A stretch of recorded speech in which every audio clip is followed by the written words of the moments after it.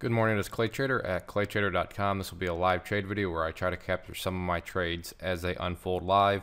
Market opens up here in less than 1 minute, so let's see what happens. All right, I'm going to just do 100 shares here at 50.55, see if I can get filled, and then looking for a $50 break. On the break, I will then move a stop loss, but also would be willing to build a little bit more because, I mean, you look at this trend here, it's quite nasty. And it's looking like it may be breaking through 50 and waiting, or not waiting for me, I should say.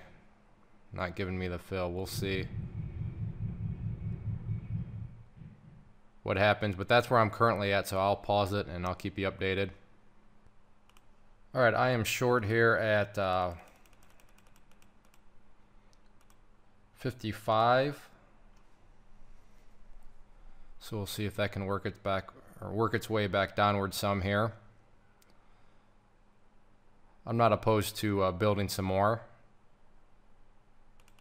but with a break of 50, I would then be looking to buy or move my stop loss down, I should say.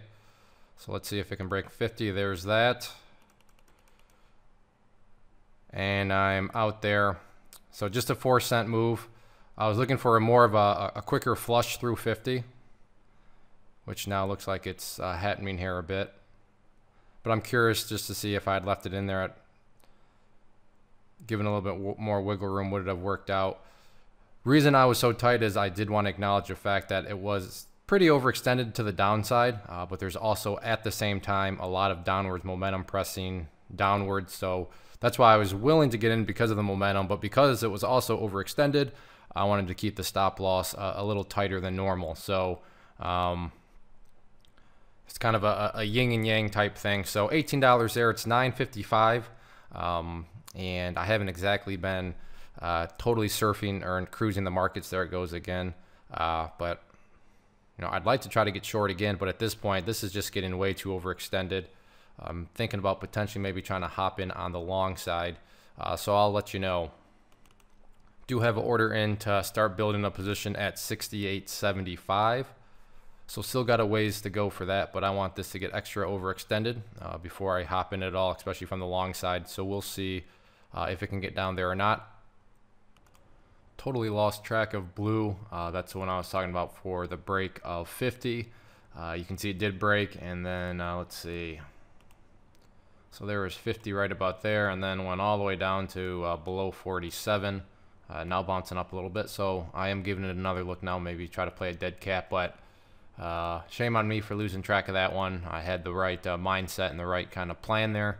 I just totally lost track of it. So I guess I didn't have the right plan, because if I had the right plan, I would have, part of that plan would have been making sure I didn't lose track of it. But just thought I'd show that, just kind of an example of, you know, having the right idea is part of it, but you also have to be able to have the right idea of how to track the thing and not lose track of it, which is what I did this time. So you know, there's a lot more to a plan than just yeah, I want to short here, I want to go long here, or whatever. You got to have a system in place that doesn't allow you to, like I said, lose track of things. So watching my scanners right now, we'll see if I can find another trade.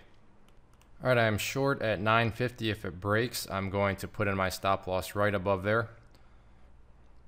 So it's broken. Now I got about a $5 risk, so I'm risking $5 to hopefully make a lot more. Now so all out made $19 on it. So wanted to roll over more. Like I said, I was risking $5 because I got in at 9.50. So if I would have gotten out at 9.51, that would have been a $5 loss. And then you saw I did move it down, and just really shows how fast it is. I had my stop loss at 9.41, yet I didn't get stopped out till 9.48.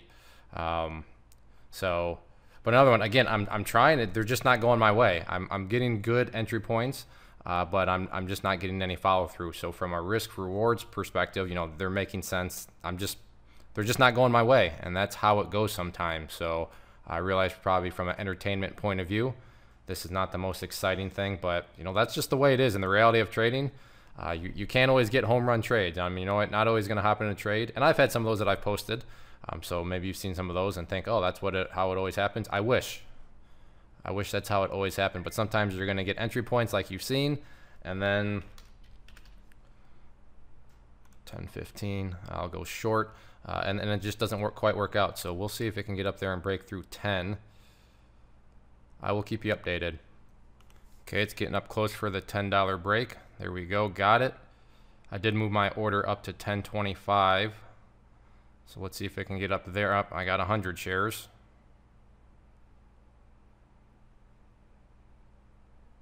All right, well, that's stupid.